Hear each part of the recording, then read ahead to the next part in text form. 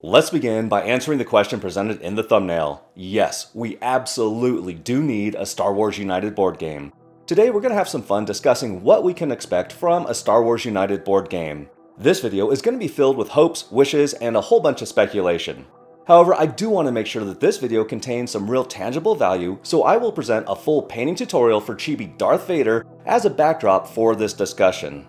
I also didn't want this to be one of those gotcha April Fool's videos, so the ideas I present here are genuinely what I would like to see from this game.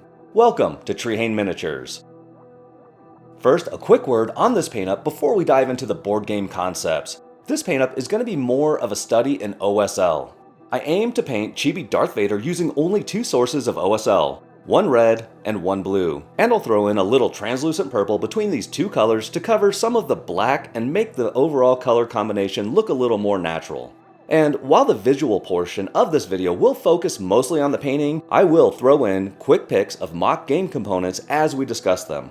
Let me begin by giving a quick overview of CMON's United game system. Essentially, United is a fun, light, cooperative board game. It is primarily card-based, and the card play drives your actions in the game.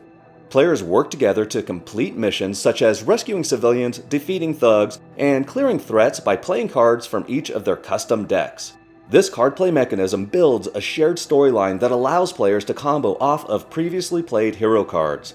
The ultimate goal for players is to foil the main villain's plot and ultimately defeat the villain to win the game. I enjoy this game because of how easy it is to teach and introduce to new players. I'm a huge Star Wars fan, so making a move to this IP will only increase my enjoyment of the United system. The variety of villains in the system is widely considered to be the driving force behind the gameplay's compelling nature. The villains dictate the pace and strategy of each game through the use of unique master plan decks and custom win conditions. Each villain fundamentally alters gameplay, forcing players to adjust their tactics and strategies depending on which foe they're facing. Examples from Marvel United could be how Sabretooth hunts specific heroes, the way Mystique targets civilians, or how Juggernaut destroys locations. Ultimately, the villain's unique and unpredictable behavior makes the game a tension-fueled race to defeat the villain before their master plan succeeds. The sheer number of years that superhero comics have existed gives those IPs a deeper roster to pull from when it comes to villain variety, but Star Wars has some tricks up its sleeve. Of course, Star Wars has some absolutely iconic villains such as Darth Vader and Darth Sidious, aka Emperor Palpatine, from the original Star Wars trilogy. Less popular villains such as General Grievous or Darth Maul would clearly make effective foes as well. And if Kaban loses all self-respect, they could even include villains such as Kylo Ren. Because these villains are often motivated by internal struggles or corrupted ideologies rather than pure malice, they would offer more nuanced and compelling conflicts that make the struggle more meaningful than simply beating up the bad guy. Darth Vader has immense power and a hands-on approach to destroying his perceived enemies. Is it possible for players to rescue Darth Vader from the dark side, revealing his true identity as Anakin Skywalker before he annihilates the heroes? Conversely, Palpatine may bring masterfully manipulative strategic genius to the table, orchestrating decades-long plans that exploit the fears, insecurities, and weaknesses of the heroes. Not to mention that the heroes would also have to deal with his brutal Imperial Royal Guard as henchmen. Of course, the power of the Sith isn't the only threat that would need to be dealt with. Lesser foes, such as the plethora of bounty hunters in the galaxy, could make for interesting encounters as well. I imagine an encounter centered around Jabba the Hutt as the main villain. The Bespin location would be placed adjacent to Jabba's palace during setup. Slave 1 would begin in Cloud City, and game effects from BAMs in the Master Plan deck would move Slave 1 clockwise around the board as it transports Han Solo frozen in carbonite to Jabba's lair. If the heroes can prevent Slave 1 from reaching Jabba's palace, they would only have Jabba the Hutt to deal with. His health would be measured in Gamorrean Guard tokens, of course, since Jabba himself is a completely ineffectual combatant. I mean, he did get his ass kicked by an unarmed naked chick without putting up any resistance at all. On the other hand, if Slave 1 makes it to Jabba's palace, Boba Fett would become a second villain on the board to contend with. It wouldn't be an instant loss condition, but it would definitely make the final battle even tougher. The main trick that the Star Wars IP has up its sleeve is the possible inclusion of ships as characters. Imagine the Death Star as a villain. Heroes would play as X-Wing fighters, Y-Wing fighters, maybe a light freighter, and of course the Millennium Falcon. Heroes would have to deal with TIE fighters as henchmen, and mission objectives could include something like destroying laser turrets instead of defeating thugs. Darth Vader's TIE Advanced Fighter would be the main villain moving around the board, wreaking havoc with the heroes. The possibilities with ships as avatars are endless.